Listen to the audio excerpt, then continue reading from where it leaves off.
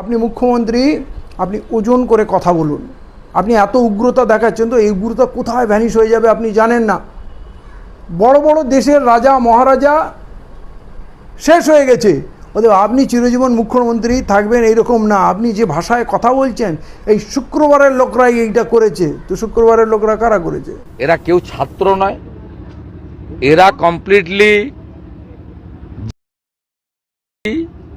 এবং ভারতবর্ষ গোটা ভারতবর্ষে যেভাবে রাষ্ট্রীয় ত্রাস তৈরি করা হচ্ছে এবং পরিকল্পিতভাবে একটি বিশেষ জনগোষ্ঠীকে তারা ধীরে ধীরে ক্রমশ রাজনৈতিক স্তরে নিয়ে যাচ্ছেন, তাদের সমস্ত অধিকার কেড়ে নেওয়ার পরিকল্পনা হচ্ছে। শুভেন্দু অধিকারী বলছে সব ফাইল খুলবো, আপনার নারদা স্টিং অপারেশনের ফাইলটা খুলুন, সবাইকে অ্যারেস্ট করুন, কাকলি ঘোষ দস্তিদার থেকে বাকি যারা যারা আছে, সাথে আপনিও অ্যারেস্ট হন। সেখানে তো শুভেন্দু অধিকারীকেও টাকা নিতে দেখা যায়, তো তার ফাইল খুলছে না কেন? গুন্ডা দমন আইনে এমন ব্যবস্থা নেব তাতে একদিন নয় 3 পুরুষ মনে রাখে।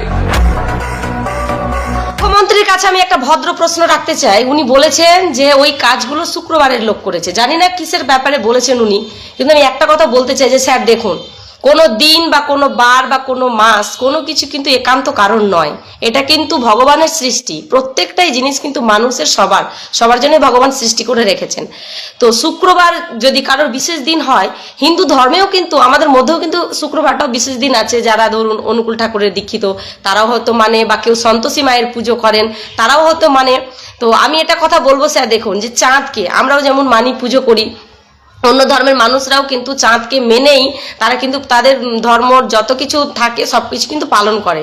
তার মানে এটা নয় যে মানে চাঁদ বা কোনো কিছুই তাদের একার বা আমাদের একার। দেখুন প্রাকৃতিকভাবে ভগবান যেটা সৃষ্টি করেছেন প্রত্যেকটাই জিনিস কিন্তু আমাদের সকলের, আমরা সকলেই আমরা সেটাকে মানি। একটা কথা বলবো স্যার দেখুন, যে দিন দেখে বা মাস দেখে কাউকে নির্ধারণ করা যায় না। আর একটা কথা বলছি, যে কোনো ধর্মের মানুষ, আমি হই বা আপনি, যে কোনো ধর্মের মানুষ গলা জোর করে বলতে পারবে না যে আমাদের ধর্মের প্রত্যেকটা মানুষ হচ্ছে ধোয়া তুলসীর পাতা, কেউ বলতে পারবে না, আমিও বলতে পারবো না। তাই বলছি প্রত্যেকটা ধর্মেই ভালো মন্দ সব রকমই মানুষ রয়েছে। হ্যাঁ, তাই বলে যে ধর্মটা কখনো খারাপ হয়ে যাবে তা নয়, ধর্ম হচ্ছে সত্যি পবিত্র জিনিস। হ্যাঁ, তবে প্রত্যেকটা মানুষই ভালো হবে সেটা নয়।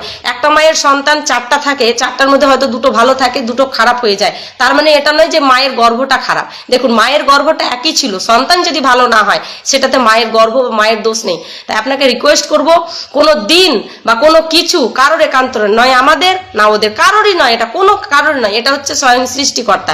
তাই আপনার কাছে রিকোয়েস্ট করব একটাই, যদি কোনো অপরাধী থাকে, যদি কেউ শাস্তির যোগ্য থাকে, অপরাধী থাকে, অবশ্যই তাদের আপনি শাস্তি দেবেন, অপরাধীদের শাস্তির ব্যবস্থা করবেন। তবে একটা জিনিস রিকোয়েস্ট করছি আপনাকে, যে মনে হচ্ছে কোনো দিন বা কোনো বার এরকম না বলাটাই মনে হচ্ছে বেটার।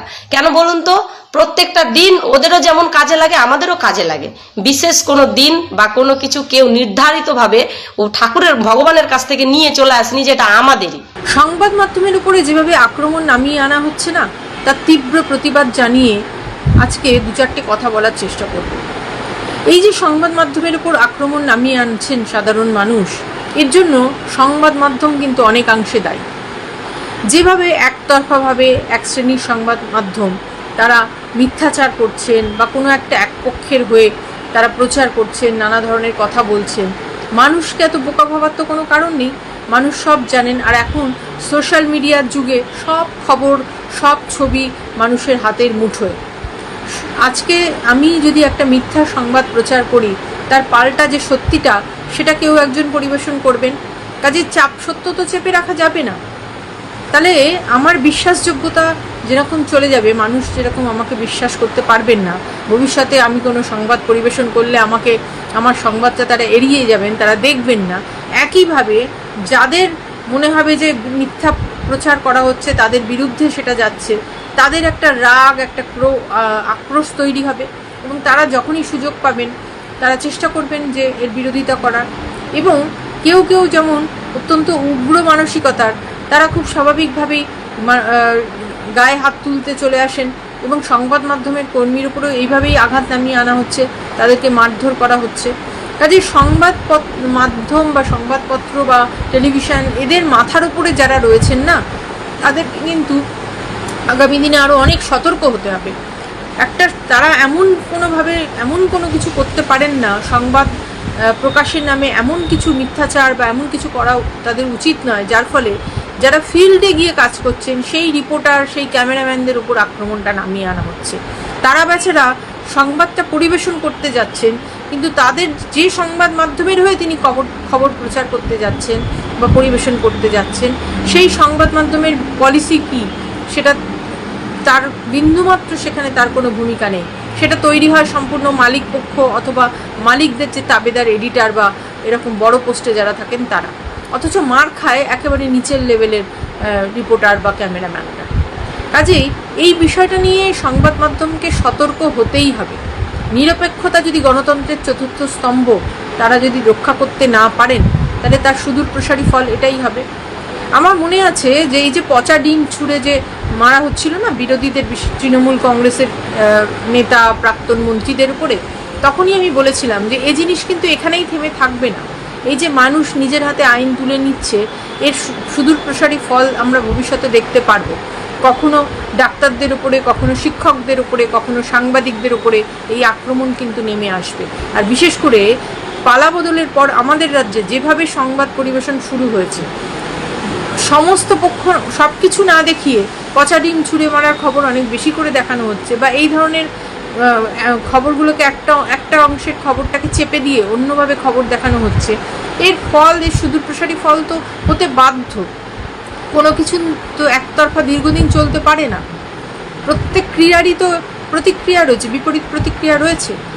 কাজেই আজকে যে ঘটনা ঘটছে, দুঃখজনক ঘটনা, নিন্দনীয় ঘটনা নিঃসন্দেহে, কিন্তু এই ঘটনা সম্ভবত হওয়ারই ছিল, আর তার জন্য অনেকাংশে দায়ী আমরা সংবাদ মাধ্যমের কর্মীরা নিজেরাই। কাজেই সংবাদ মাধ্যমকে আরও সতর্ক হতেই হবে, তা না হলে আগামী দিনে আরও বড় বিপদ তাদের জন্য অপেক্ষা করে রয়েছে। বিজেপির যারা সমর্থক তাদেরকে বলছি, বিজেপি পার্টির তোমরা সমর্থক হও ঠিক আছে, কিন্তু অন্ধ সমর্থক হও না। মানুষকে ভালোবেসে এমন আচরণ করো যেন তারা তোমাদের পার্টির পক্ষে থাকে। প্রত্যেককেই অ্যান্টি ন্যাশনালিস্ট যে বিজেপির বিরুদ্ধে কথা বলবে, এইসবগুলো দাগিয়ে দেওয়া, তারা টেররিস্ট, এগুলো করতে যেও না। পরিণতিটা দেখতে পেয়েছো তো, গাজুয়ারি করে মানুষের মুখ বন্ধ করে টিকে থাকতে পারবে না মসনদে। মানুষকে ভালোবাসতে হবে, যুক্তি দিয়ে কাজ করতে হবে, ন্যায়সঙ্গত কাজ করতে হবে, মানুষের অধিকারকে প্রতিষ্ঠিত করতে হবে। গরিব, মধ্যবিত্ত, নিম্নবিত্ত সে যেই হোক, প্রত্যেকের শিক্ষার অধিকার, খাদ্যের অধিকার, বাসস্থানের অধিকার, এগুলো তাকে দিতে হবে। তোমরা দিতে বাধ্য, কিন্তু তার পরিবর্তে তোমরা যদি দমন পীড়নমূলক কাজ করতে যাও, সেটা হিতে বিপরীত হবে। মোদিরকে কার্টুন এঁকেছে, সেই জন্য তার উপর দমন পীড়ন করতে যাবে। তোমরা জানো না, তোমাদের তো অবশ্য পড়াশোনা খুবই কম।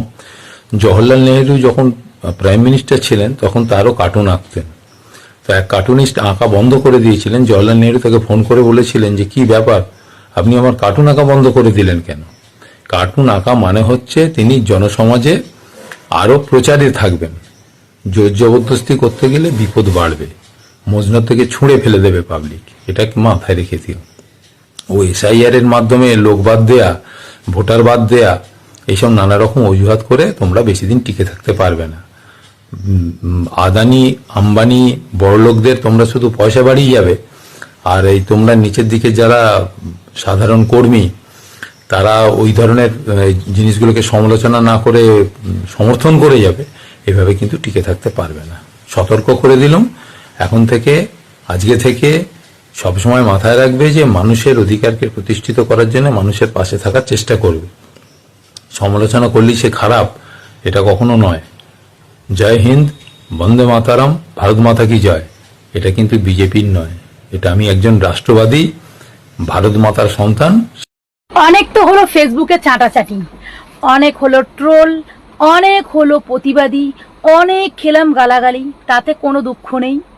আজকের মানবতার খাতিরে আমি এই রাত্রেবেলা ভিডিওটা বানাতে বাধ্য হলাম। আসামের অবস্থা কিন্তু খুবই খারাপ গাইস, আসামের কন্ডিশন খুবই খারাপ। আসামে বাঢ় এসে অনেক অনেক জায়গা ডুবিয়ে পুরো ছিন্ন বিচ্ছিন্ন করে দিয়েছে। ঘর বাড়ি, যে মানুষ সারা জীবনের কামাই দিয়ে একটা ঘর বাড়ি করেছে, সেই সব ঘর বাড়িগুলো চোখের সামনে থেকে তলিয়ে যেতে মানুষ দেখছে। সত্যি এই জিনিসটা দেখে, এই এত বড় একটা মানে ক্ষতিখাতটা দেখে খুব কষ্ট হচ্ছে। বাচ্চাগুলো খুব কষ্ট পাচ্ছে, গরু, ছাগল, হাঁস, মুরগি সব তলিয়ে মারা গেছে।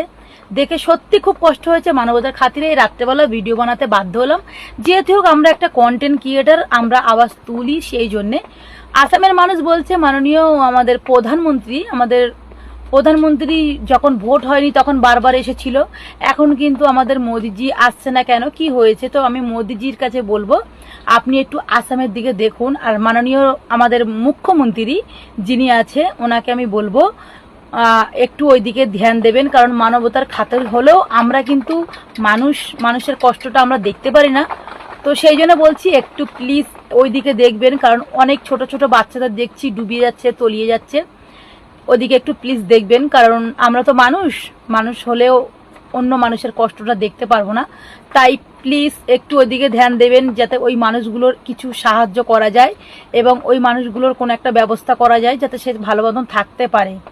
ঠিক আছে, তার জীবনে তো সবকিছু চলে যাচ্ছে গাইস। এই যে লড়াই, এই যে ঝগড়া, এই যে মারপিট, এই যে দাঙ্গা, গাইস কিছু নেই। উপরবেলার গজব এলে না মানুষ কিছু থাকে না, বুঝেছো? অহংকার জিনিসটা করো না, অহংকার হচ্ছে খারাপ। ঠিক আছে, অহংকার জিনিস করো না, মানুষের প্রতি মানুষের জুলুম করো না, বুঝেছো? তো যাই হোক, সবাই ভালো থেকো, সুস্থ থেকো, সাবধানে থেকো। যখন ককরোচ পার্টি মানে নতুন উদয় হয় তখন সবাই লাল হিট কালা হিট নিয়ে হাতে নিয়ে বারবার করে স্প্রে করছিল, স্প্রে করে দেখাচ্ছিল যে এইটাকে দেখাতে হবে, এরকম স্প্রে করে এই দেখো ককরোচ পার্টি গায়েব হয়ে গেছে। কিন্তু এরা জানে না যে একটা ককরোচ থেকে কত ককরোচ पैदा হয় সেটাও কিন্তু ওরা জানে না, আর ককরোচের পাওয়ারটা কতটা সেটা ওরা জানে না।